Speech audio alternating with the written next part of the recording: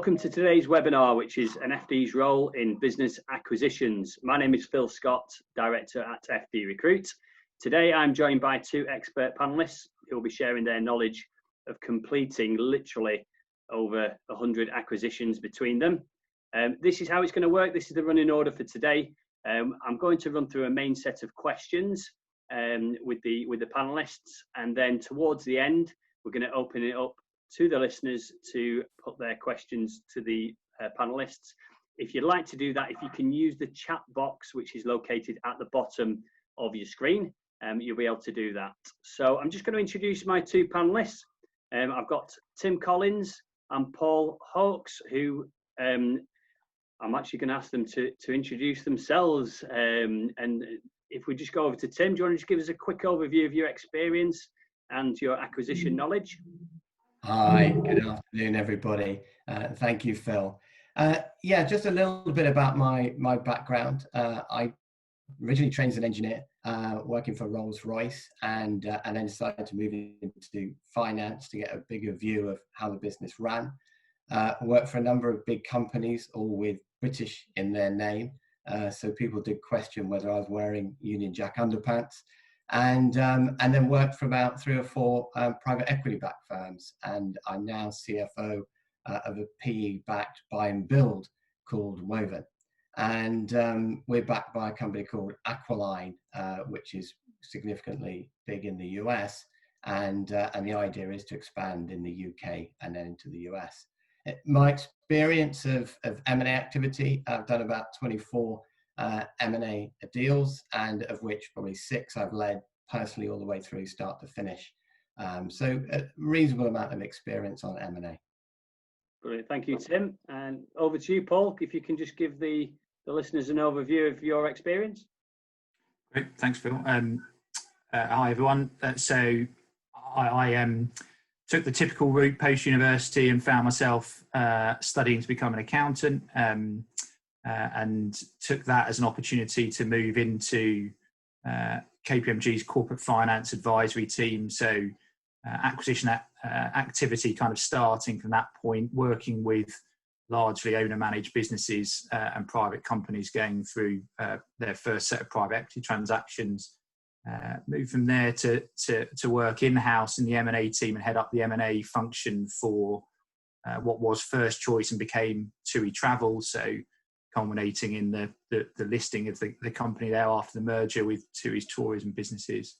And that's when I took my first opportunity to become a CFO with some of the acquired businesses in the division of TUI Travel, and continued the M&A activity from there. And that gave a good background to go and work in now 3 different private equity-backed ventures, all predicated around acquisition activity and acquisition-led strategies. So that was with Origin Animal Health, a veterinary roll-up backed by August, Pure Print, which was a technology play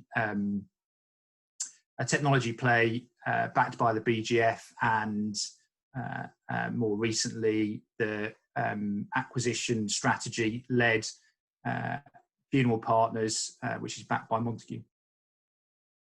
Thank you, Paul. And back to you, Tim. How did you first get involved in your first set of acquisitions?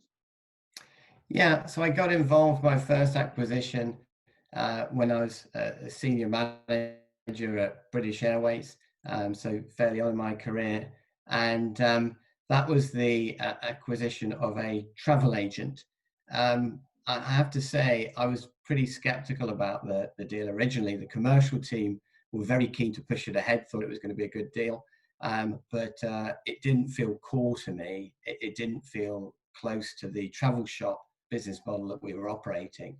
But we continued to pursue it. I went out to Hong Kong, had a nice dinner on the Peak, and met the owners of the travel agent, who were very sharp, very financially focused, and very keen to get a good price with a lot of terms and conditions to it. So I have to say, spent a little bit more time working through with our lawyers and working through with our in-house legal counsel, and decided after a while that actually it wasn't going to work.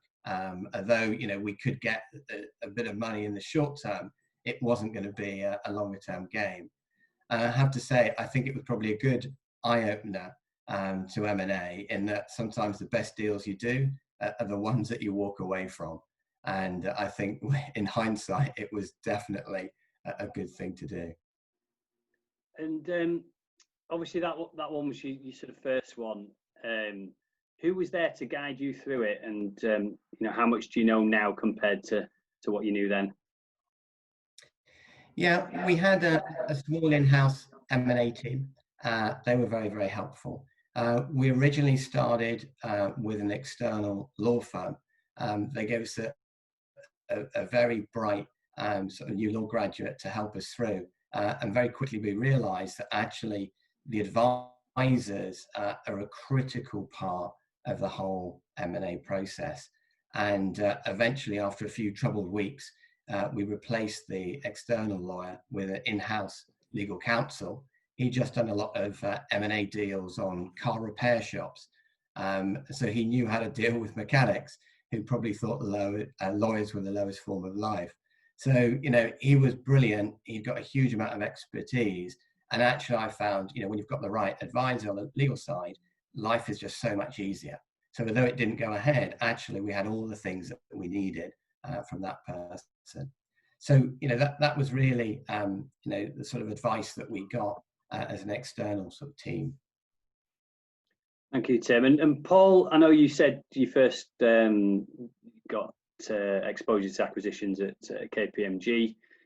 When you moved onto the sort of client side, who was there to guide you through it, and how much would you say now compared to what you knew then? I hope a lot more. But as Tim said, I think that we had a good quality, rounded management team when I was at First Choice. Some good experience in the business around doing acquisitions, and a very clear roadmap and strategy as to the type of businesses that we were interested in looking at. So the criteria was set and very established before we were going off and entertaining conversations. So we didn't have to read quite so much the conversations kind of coming through the door. So I think that was an important starting point. We had a good in-house team, but as Tim said, we lent heavily on external advisors, particularly on the legal side. And there we really looked for, and I think continued to look for in the rest of my experience, very commercially minded legal teams. And I think I've benefited a lot from being able to work with legal teams that don't just give you chapter and verse of what the law says, but actually genuinely applies it in the circumstances in which you find yourself, in the industry in which you're working in the confines of the deal that you're trying to put together. And they work with you to try and find solutions to make deals happen, not to find problems that you then spend a long time debating and negotiating and forgetting the commercial substance of what you're putting together. And hopefully, in more years than I care to remember of kind of working in these areas, learning that actually at the core through the acquisition process with those advisors in place, they're there to support and assist you as you build a relationship with people, in a business that you're trying to acquire, rather than turn it all round and it all becomes just very inward looking with respect to the acquisition and the transaction itself, and is led suddenly by lawyers who are not the ultimate benefactors of doing a deal. Thanks, Paul. And just staying with you, Paul, I mean, for probably not as much for the FDs, but if there's any business owners listening in who might be thinking of growing, why would you choose to grow through acquisitions as opposed to organic growth? And I think it's the obvious answers there. I mean, it's the ability to scale quickly and to mitigate a degree of risk associated with startup and greenfield operations, where you're looking at businesses more often than not when it's acquisition led that have been successful have established themselves, have gained a reputation, have got the right credibility, and you're investing in that more often than not. In my experience, I've been investing in areas where that's what you're acquiring. It's an intangible asset that you're acquiring. I haven't really worked in areas where you're looking to land grab or buying assets that otherwise are in short supply. So I think it's just short circuiting that process of establishing a business, and working in areas where there is an opportunity in a given market, a macro opportunity, and it's about taking making the best and taking advantage of the circumstances in that marketplace, and doing it, striking whilst the iron's hot. So the acquisition process that I've been involved in have been about getting scale and doing that in an accelerated basis, rather than purely waiting for an organic process to roll out and establish itself. Thanks, Paul. And Tim, anything to add on that? Why you would choose acquisitions over organic growth? I would very much echo Paul's thoughts. I think if I had a choice, I would probably go for organic growth.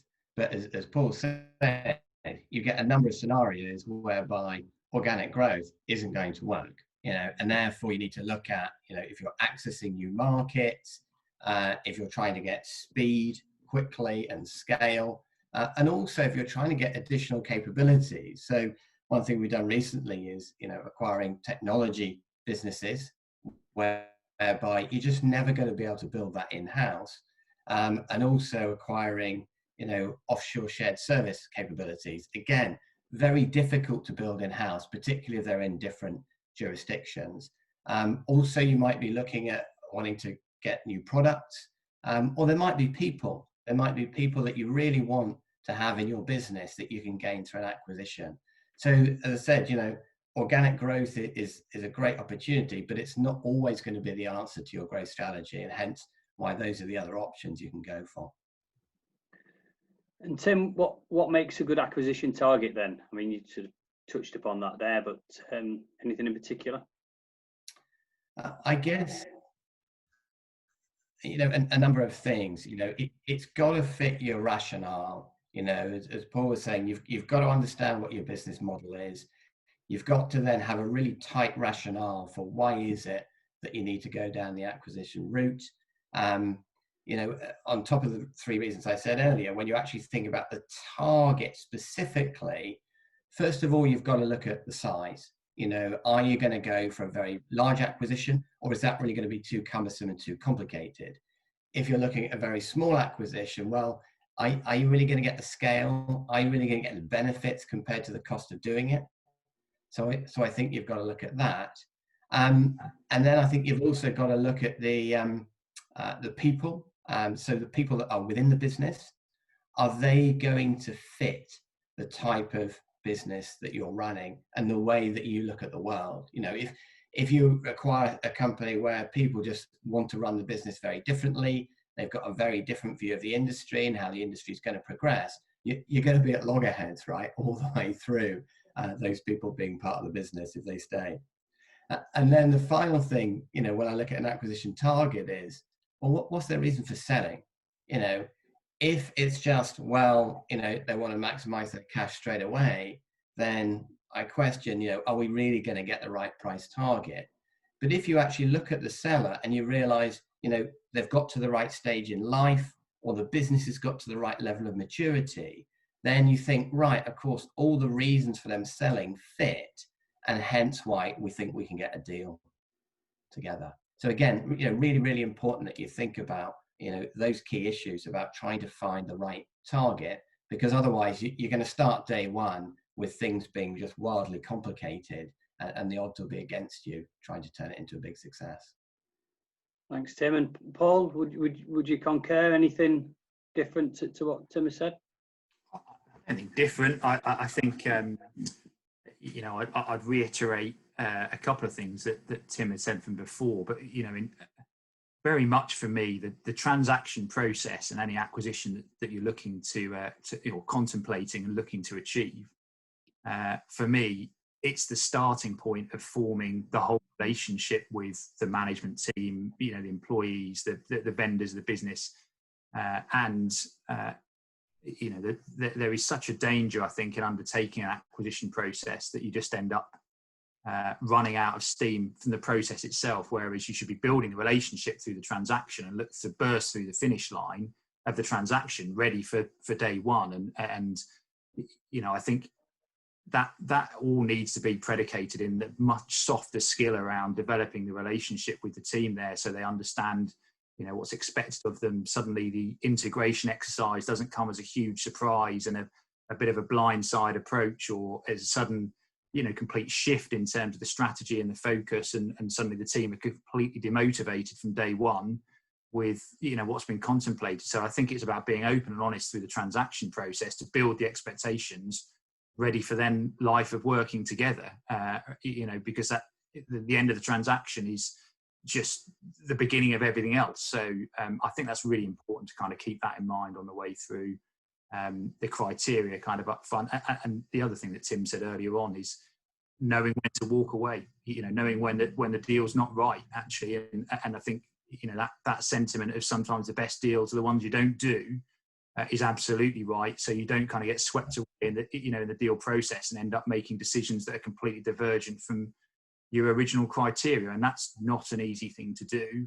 But is something you need to be quite strong on. And actually, I think as a CFO in those conversations, that's quite often your job as the more stereotypical, analytical, looking for facts and figures, and to try and remember not to get swept in the emotion of a process. And sometimes when you've got advisors and in-house M&A teams and sellers where this is the biggest thing they've ever kind of contemplated, and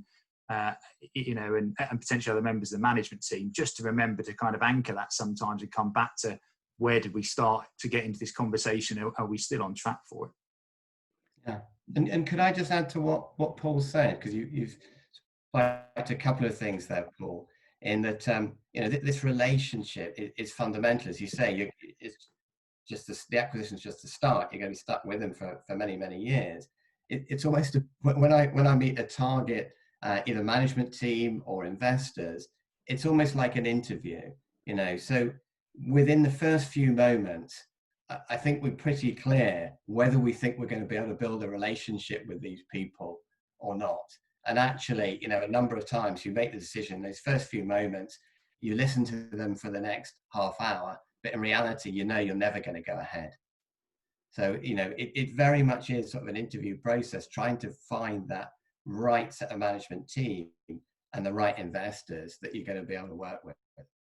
And Tim, just to pick you up on that, you sort of say, we're assessing and etc. How involved is the FD in making that assessment of whether it is a good fit? Just completely essential. I work very closely with our CEO, and we form a view together of whether we think this is going to work. So we'll do a wash up immediately after having our first discussions with either the investors or the management team. Often it's both together, and then we'll very quickly go through whether we think we could progress this or not. So while we might have a good conversation with them, actually we're thinking about, are they going to be able to fit? Are we going to be able to work with them?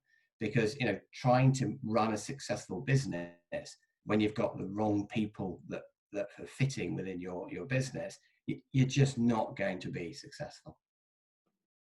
Thanks, Tim. And Paul, back to you. So before you actually have a target in front of you, but you put in the strategy in place, an acquisition strategy. Who is it in your business and that decides the acquisition strategy? How involved is the FD in that? Integral. But I think the cornerstones of what's important in the business need to be represented. So I've worked in businesses where you've got complicated operational structures, and you need the operational lead to be in the room to play a part in deciphering where an acquisition strategy could take you and what you're getting involved in, or where I've worked in with big sales engines and sales-led businesses, and sales and marketing need to be represented. So I think everyone there for deciphering the criteria and what good looks like, and actually what complements your own business. I think Tim's right. The FD then plays a key role in establishing that and making it fit with the wider strategy, a 5-year plan, etc. The funding requirements, what's the art of the achievable is. In my experience, that relationship and that dynamic as well. I've not tended to, certainly more latterly, work in industries that I necessarily have had experience in before. I think people are looking for me to bring a wider set of of business expertise into the business, and that relationship then I think is quite a good one to have with it. For instance, a CEO or an entrepreneurial founder who knows their sector, knows their competitors, knows the targets really, really well. And their job is potentially to start some of those conversations, and the FD and the roles that I've kind of worked in before have been a bit more about adding a degree of independence into those conversations, a degree of rationality in assessing and appraising those, and then trying to distill that down. It's not easy to decipher what criteria you're kind of working to, and to say it needs to be this size, these geographic locations, and have analysis that kind of supports that.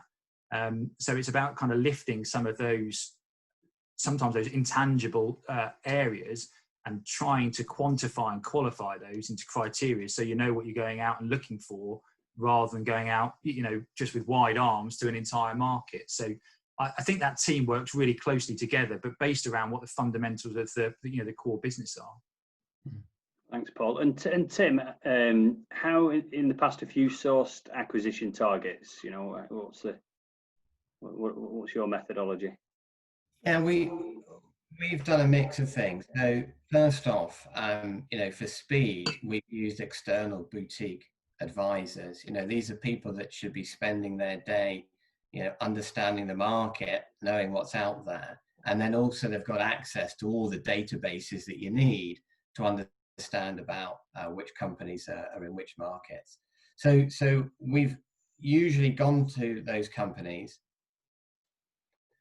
We've then built out a long list, which we then run through with them and go through in quite a bit of detail about those companies, how we think they fit our business model. And then finally, we then whittle that down to a short list before starting an outreach process. And the outreach process, we've done a mix of using external advisors, or actually now we started to bring it in-house, because we've got a much better feel for the type of businesses and the sort of things that we're looking for. So I think that process, is working for us pretty well. What we then do, and it sort of touches on your last question, is that once we've got, here's our strategy, here's the companies that we've got on our shortlist from our outreach process, we then spend time with the investors and the board running through that. So we can then show them, look, here's what we think is the overall market. Here's what we think fits within our sweet spot. Therefore, this is a sort of pipeline we think we can go after.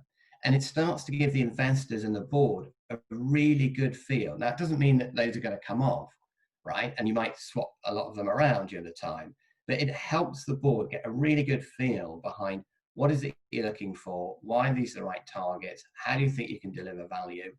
We can talk about the pitfalls as well, and what some of the issues might be. So it helps us with a really, really good discussion. Thanks, Tim. And Paul, Tim sort of said long list, then short list, and you do the outreach to the short list.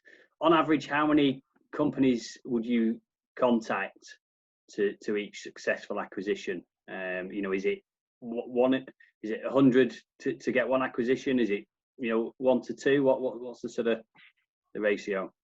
I mean, there's clearly no hard and fast rule, and some of those are sector dependent. I think that my experience has been that in some of the sectors that I've worked in, and particularly where these buy and build pieces kind of come through with private equity playing a part, they're quite established strategies for the sector as a whole, and I think people have got a good awareness of the opportunities, and it's being involved in some of those sectors. Sometimes it's funny to see that kind of progress. So when I worked in veterinary medicine, and you've got kind of vet owner managers, to start off with, you're kind of talking to people and saying about, wants to look through a set of their statutory accounts and historical information and etc. And you just get vacant stares. And, within 2 years and a number of participants partaking in the wider consolidation in that space, and you're attending conferences to talk about veterinary medicine and pharmaceutical advances, and suddenly you're at the bar and someone's saying, so what multiple do you pay on my EBITDA? And you realize that the market's kind of progressed around you. So where that awareness exists, I think people, you're picking up a much greater propensity for the desire to have a conversation because someone knows what it's about, and then the willingness to take it forwards as to where they're heading to. They kind of know where they are. Whereas in some of the maybe less formulated or progressed industries where it's not necessarily commonplace to undertake M&A, you're having to go out and do the proverbial lots of kissing of frogs. So the funeral space is a good example where I've been, plowing my trade for a while. It is quite a pronounced kind of area. There's lots of people that aren't interested right now, and it's a very fragmented market. And so, we've had experience of going out en masse to kind of get recognised as a number of participants. You need to be, telling people the truth, but something that's, different, and what your differentiators are in that market. And, we've done that with, in some instances, mass marketing, trade marketing. It's a fairly definitive market there to be able to do that, and you can do it. But, it's probably a greater number of conversations until you strike success, and, it's maybe 20 through to one for a successful acquisition, something of that order. But we've tried all sorts in it, and it quite often in these intangible markets, it's about not approaching people with the direct question of, do you want to sell your business? Because the drivers are so different and fundamental. People don't realize actually the solution is selling their business. It's about solving a different problem for them, and ill health or other drivers that are there, and you need to kind of unlock those and then show how this is a solution for their individual circumstances. So it's just about it's about being relevant at the time that the conversation is relevant to be had, and that's not an easy thing to be done in any market, I don't think. Yeah, I think those are very, very relevant points, Paul. And one of the things that you highlight is that we were talking earlier on about effectively people selling themselves to us when we have the first conversations. It's also very important that, as you say, you've got the reputation in the marketplace, so that potential vendors will come to you or want to engage. And also, one of the things I found is that you've got to really approach this with the highest integrity, because if you cause bad feeling with some of those people in the marketplace, then your reputation is going to really go around that industry. So it's very, very important you do this with a really high level set of integrity, that you're really clear about your business, the sort of people that you're looking for, but you recognize that actually you've got to prove yourselves to these other businesses, and make sure that you can show what you can deliver for them. Because ultimately, they may be stuck with us for a number of years. So it's really, really important.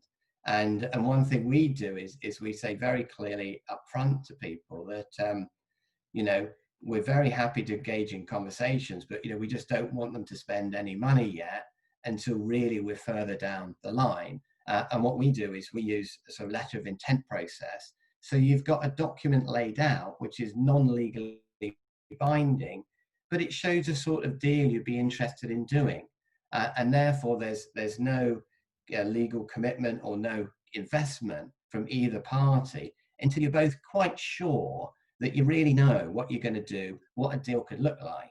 And I think that's a really good way forward that helps people that they may only be selling their business once an entire lifetime, that helps them through that process and shows that look, you don't need to be aggressive. You just need to agree what you're all trying to achieve. And if it looks like you've got a good match, then you can go on to the next stages. Thanks, Tim. And Paul, something that we mentioned earlier was advisors, and there's so many out there to choose from. How do you go about selecting the right advisors, and what criteria would you use? I think people that understand your industry and really understand the fundamentals of what you're looking at. I said before about the importance of commerciality, and it's not something easy to establish in a beauty parade or a starting conversation. But to my mind, you're looking for individuals that can work alongside you and really prioritize key issues and come up with solutions, to get deals done in the right way. And I think, building on that integrity point that Tim made, that you're looking for someone to share the fundamentals of where you are. The transaction process is not a point scoring piece or one to, win an intellectual challenge. It's about finding a way to do a deal that is mutually beneficial to all the parties that are involved. And I think advisors that share those fundamentals, those cultural values is important.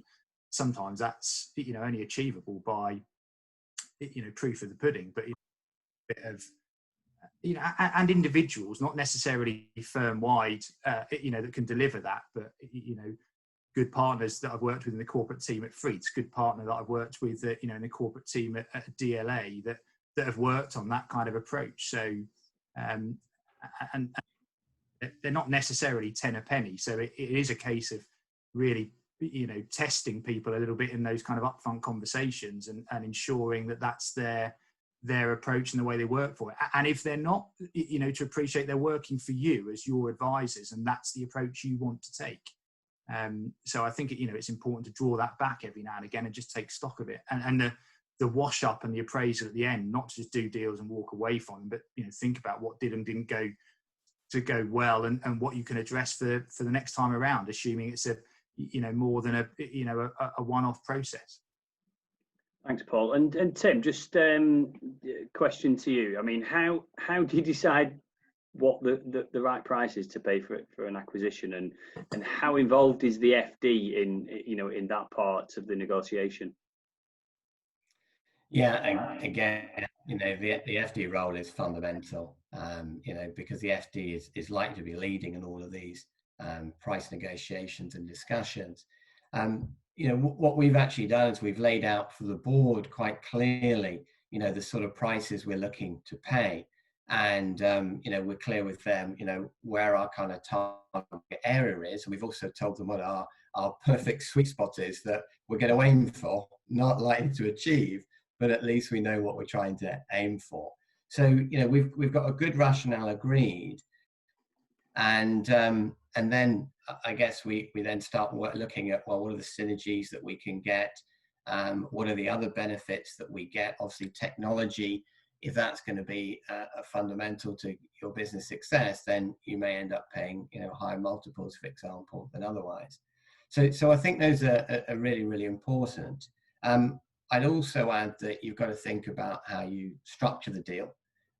So at the moment, we're looking at earn-outs that range between 12 and 24 months, just so that while we're integrating a business, we've got someone who's really keeping a watchful eye on making sure that the business is going to deliver the growth objectives that we purchased, while we're then trying to build onto our platform. So I think that's very, very important. And then the final piece, which I think a lot of people miss, and I think Paul and I have alluded to a lot so far, is the people and cultural aspects. People are not selling you just a commodity that therefore they'll get the highest price they possibly can. They're selling to you, what can be a life's work. So they want to sell to the right person, and they want the business managed in the right way. And they want to see their, staff looked after, and they want to see their customers looked after as well. And hopefully continue the journey, that their customers have been on in terms of delivering better service, new products, new technology, etc. So there's a lot of things that go into it. And I think those are really, really important. So, during our early stages of discussion, as we move towards a letter of intent, we start to work through with them and indicate the sort of prices we're willing to pay, so that by the time we, agree at that letter of intent principle, we've broadly agreed on a price. And then what that means is that we've kind of got the key negotiations done that if everything works well during the due diligence, if everything is as they say it should be, then actually you should get quite a smooth process that works. Okay, thanks, Tim. And Paul, Tim just mentioned the due diligence process. Let's move it on to that part. Talk me through a due diligence process, and how involved is the FD in that? It's probably as integral a part of the acquisition process there is. I mean, clearly the financial due diligence is a huge part usually of any due diligence exercise, and ultimately as the finance lead, something you're taking responsibility for post deal. So you need to set the scene for there. I think it's really important as well to make sure that what you are looking at and how you're evaluating your own existing group and set of businesses is then mirrored into what's important in appraising an acquisition target. So to set that scope out, to really concentrate on the areas that are important to you now within the business, and that you're going to be concentrating on and probably measured against post deal. So I think in too many instances, the financial due diligence certainly has an ability to lift management accounts and lift financial data and present those with some nice tabulations and graphs and kind of play that back, but actually it's not really telling you the core of what you want to know. So I think if you can set out and say, look, this area is very important to us now and will be important in this in this business going forwards, please can we focus on that area and kind of draw those pieces out. So I think setting the scope up front is a really important piece, so that, and for the FD to lead on that, so that it's consistent and coherent with your existing group and how you spend time looking at KPIs and the important information that that really gives you the feel and the understanding of the business that's to hand, rather than just regurgitating a standard template report that could be applied to any business. And I think it's also important that it isn't an advisor process. Clearly advisors play an important part in assisting with that due diligence, but your input into scoping it, but also your input to working with the team. It's a big opportunity through the due diligence to learn about the business, but learn about the team that's around it, to be present, to continue to build that relationship and not disappear for 2 weeks whilst field work is undertaken by an accountancy firm somewhere. But actually you can do it firsthand and play a part in that and be building your understanding the relationship on the way through. So I think it's important to be present through that process. And again, the FD's got a really good opportunity to do that and to manage the exercise a bit.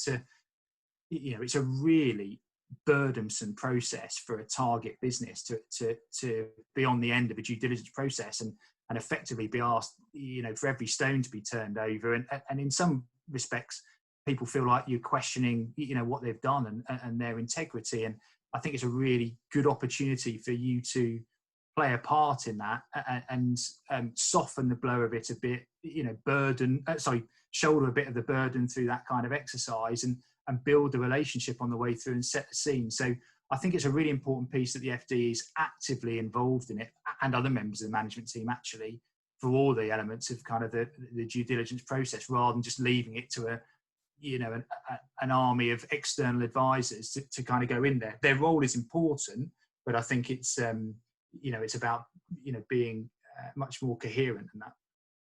Tim, anything to add on due diligence? I agree completely with everything Paul said. It obviously is a critical part of the process, but it can be incredibly burdensome. So there's a couple of things that we've done. Is first of all, we've moved financial due diligence in-house. So I've got someone from a professional service firm, who's in my M&A team to actually pull all of that together. And that makes life so much easier because, as Paul's saying, you can't go into enormous details on everything. You've got to work out in this deal for this company, what are the important things that you've got to look at and really focus on those, because if those are going to work okay, the deal's going to be fine. So we've done financial due diligence in-house. We've moved operational due diligence in-house. So really the only external stuff we've got is from Shoesmiths on the legal side. You know, they're a good sort of second tier law firm, very transaction focused, great partner in Sean Wright. So that works pretty well. And then tax, you know, we're just never going to have those capabilities in house. So we just get PwC to do our tax work. So I think it's really, really important that, you know, that process works well. I think just a final point to add on due diligence is the importance of a data room. Now, you know, I have been involved in the past with, you know, due diligence operations that don't have the right data room. And now for me, it's non-negotiable. You know, if you don't have a good professional data room, then you're completely wasting your time. It's probably gonna take you 2 or 3 times as long. You know, you've got all the right data in the right place. You can see when it was put on. And of course, don't forget, this is what the vendors are going to be warranting against. So anything that's in there that's an error or inaccurate or a misstatement, then you've got to kind of come back on that. So I think that's very, very important. Talking about data rooms, then, what for those that aren't familiar with that term, what's a data room? What's involved, and how involved is the FD in all of that? So again, we lead, you know, the FD leads the activities of the due diligence from my perspective, and the data room is, you know, electronic room. We get the lawyers to effectively own and manage it, but it'll be one of the professional ones like Ansarada, Merrill, Virtual Vault, things like that. But what they do is they're very neatly segmented into the different streams of due diligence, and then you've got a lot of control. So either lawyers or the FD or the investors will make sure that from the vendor's perspective, everything they load up has been checked and you know exactly when it's been loaded. So that works really, really well. And then the lawyers will come in, for example, and go into their section, pull out all the documents, and they'll probably give it to someone lower down the legal team who will then do all the ticking and bashing. So it's a very, very good, effective way of working. And also what we do is that when you ask additional questions, when you get the responses to those, we load those up on the data room as well. So you really have got a really good set of data that you're working from to do your due diligence, and again, which the vendor is warranting. I think there's part of the, you know, the big piece there. I think, you know, it sets the scene for the disclosure process against the warranties. So you've got one version of the truth and all the information that stacks up with the due diligence replies. So actually, the establishment of a disclosure letter, you know, down the line in the process, the information is all there. And I think actually thinking even further ahead, where I've seen real benefit, and again, you know, falling to the FD to think about this usually, you know, in a private equity backed arrangement of saying we're going to have to sell this business at some point, and someone's going to want to go through all of the historic due diligence we've done around acquisition process.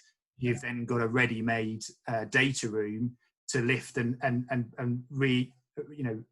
recycle it and point it towards your, you know, subsequent investors and new buyers. So you've then got a lot of answers all in the right kind of order for a secondary due diligence process, and makes life so much easier down the line.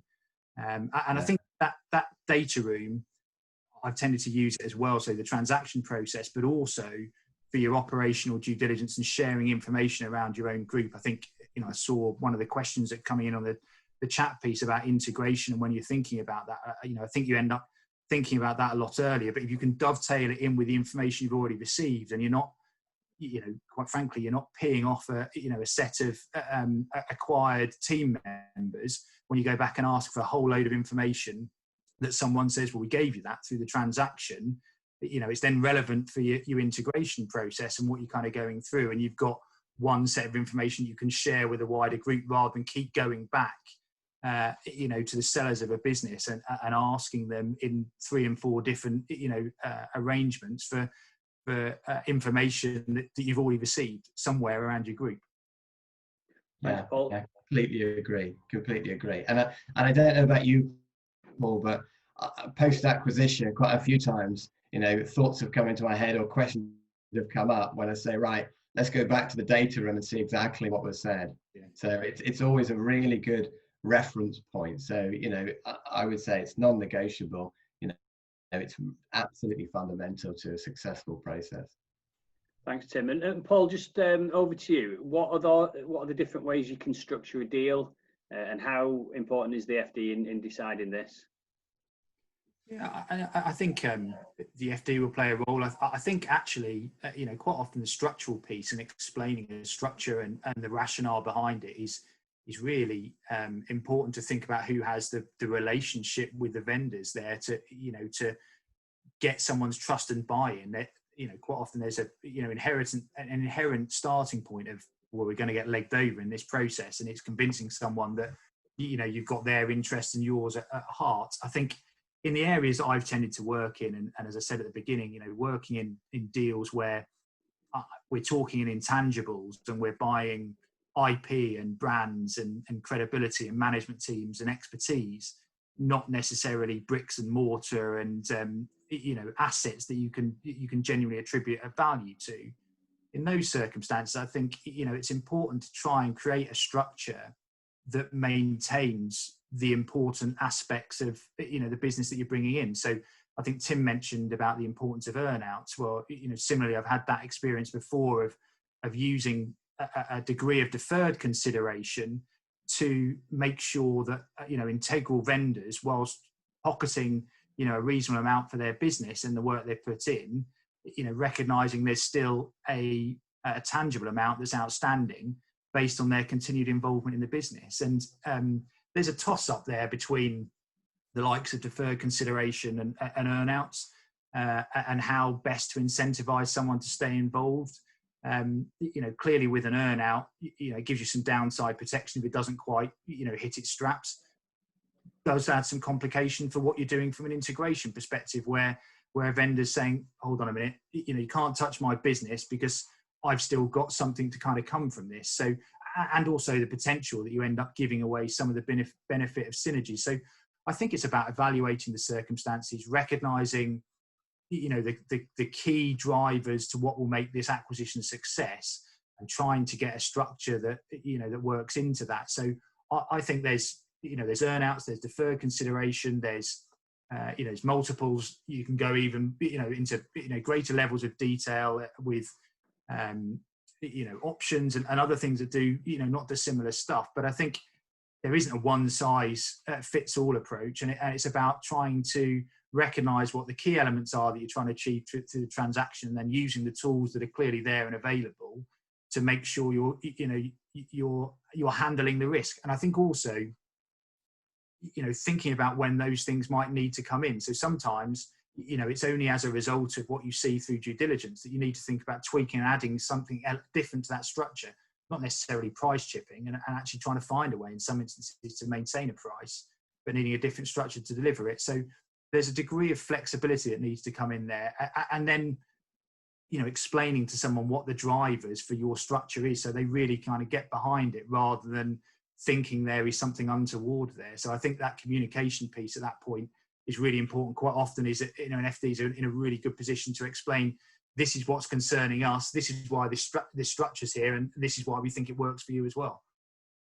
Thanks, Paul. And Tim, would you agree with that? Yeah, I would. I mean, Paul's, I think, covered most of the areas in terms of the, consideration part. I think the only other thing I'd say about structuring a deal is, you've got to think about the whole of the SPA, the sale and purchase agreement.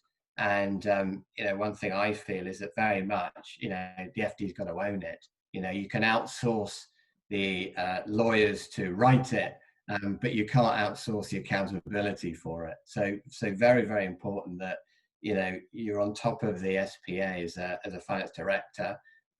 My own personal tactic is to make sure that the family are out for the day or for the weekend, and then spend a hard weekend just going through it, line by line with a highlighted pen, to work through, how all the different components need to come together, all the different issues, all the different structures, all the different problems, and how you're sorting them. So I think, it is very, very important that all of that comes together, as well as the consideration. Thanks, Tim. And just another two or three questions, then we'll move on to the questions from the listeners. If anyone does want to submit a question, just as a reminder, if you use the chat box, which is located at the bottom of the screen, and then we'll fire through a few of those in a second. So Tim, just staying on with you, this, what happens on the transaction date? What's involved from the FD on, with all of that? Well, I guess from my perspective, two big things. The first is on the actual date of the transaction or signing of the documents. It's usually a day in the lawyer's office with myself and the CEO going through documents and making sure that everything's exactly as we expect it to be. But on top of that, it's also making sure that all the commercial and communications are going on with all the customers, all the staff, being very clear about exactly what's going on with the transaction, why it's happening, what the rationale is, because you've got to kick everything off on the right footing and make sure everybody's involved. There's some things that you've really got to do and have ready for day one of the transaction. Obviously, there's a lot of other things you're not going to do for 30 days, 90 days, whatever. But very important on the day of the transaction, that as well as getting all the documents done and dusted, that everybody's ready and all the communications are happening. Thanks, Tim. And Paul, after the transactions happened, what's needed to integrate the transaction, and how involved is the FD in that? I think, as I said, I think a number of team members would have, if integration's done successfully, in my experience, about having a number of people briefed, to it on the way through, actually controlling that slightly, because sometimes it's easy for that to kind of backfill into your own business and take the eye off the ball. Confidentiality really needs to be maintained through kind of any of those conversations, but building a bit of the integration plan, hopefully an established kind of view of what it takes exists already, and then it's about applying it to the specific circumstances. It's reflecting some of the findings from due diligence so that they can be addressed. But I think as the conduit from being significantly involved in the transaction, the deal, and taking that into the integration exercise, the FD is a critical part of that, and transitioning the business and the ownership of all the relationships. I think that's been something that has been very important, and a role that I've been involved in a big way, kind of historically. So and I think it's about trying to minimise that duplication. As I said, that's where the data room and some of those pieces start to kick in, so that you can utilise the information you've already received, make that as efficient as process, make sure you're not overburdening people, in that kind of process. But also then being able to track and document, addressing some of the risks. So, no acquisition is without risk, clearly. Some of those are identified, some of them are managed through the SPA and the negotiations. You've dealt with it.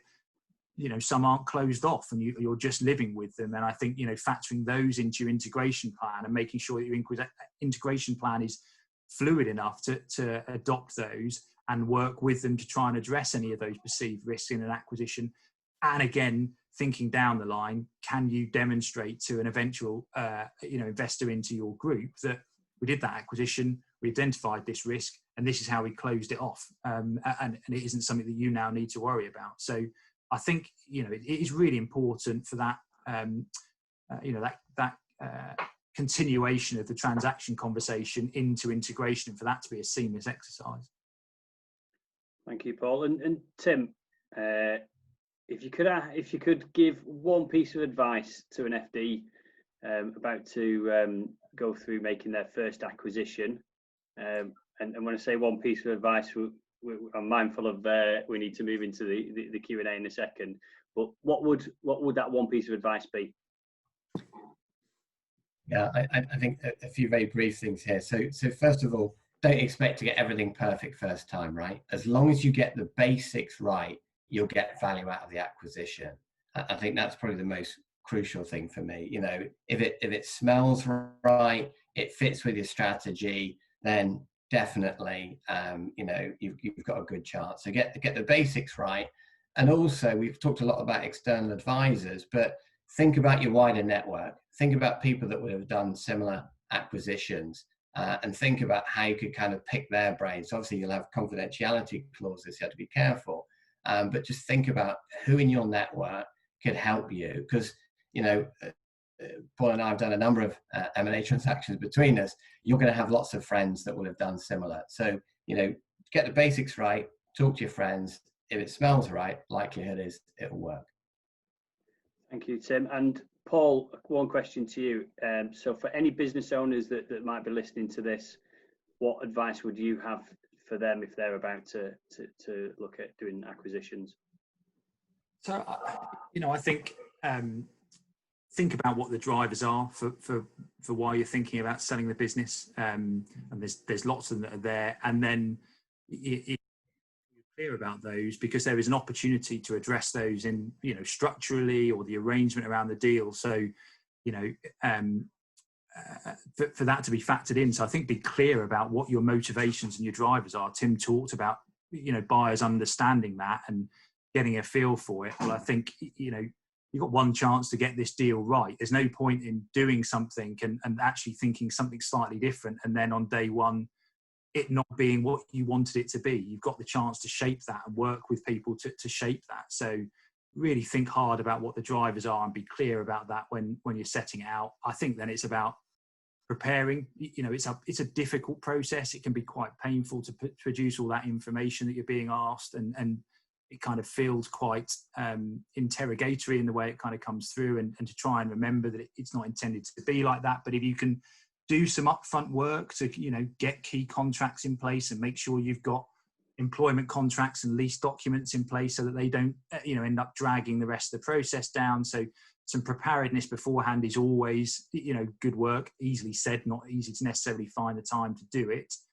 And I think the other thing is, make sure you've got the right people on your side. Quite often you're working with acquirers who have done a number of deals, and they know what they're kind of looking for, and you kind of sometimes feel like the process runs ahead of you, and you're not getting the advice you need. Make sure, particularly on the legal side, you've got the right legal advice. The person that helped, the conveyancer that helped you acquire your house, is not the right person for doing it, the sale of a business. And the amount of times where I felt I had to step in to advise a vendor that actually they're taking the wrong course of action, not because it was in my interest to do so, but because they were being poorly advised and someone was sending them down a rabbit hole, but missing really big areas that they should have been prioritizing and focusing on. So you need the right person on your side to guide you through this, and more often than not, that's not necessarily the person that you're closest to and is your trusted advisor that's worked with the business all the way to where it is now. It's someone that really understands this type of process.